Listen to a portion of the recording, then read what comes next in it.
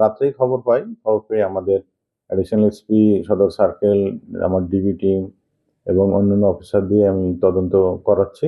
আমরা একটু ফুটেজ পেয়েছি। ফুটেজটা যাচাই বাছাই চলতেছে।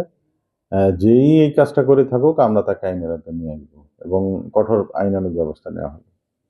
আচ্ছা, জানেনই আজকে সারাদিনই আমরা সারাদিন বলতে আজকে থেকে আমাদের 14 তারিখ পর্যন্ত চেকপোস্টগুলো চলমান থাকবে এবং আমরা আজকে থেকে এই যেসব কেন্দ্রগুলোতে আমরা মনে করবো ঝুঁকিপূর্ণ, রাত্রিবেলায় নাইট গার্ড এবং গ্রাম পুলিশ সহ আমাদের পুলিশ থাকবে। আশা করি এই ধরনের ইনসিডেন্ট ঘটার কোনো সুযোগ থাকবে না।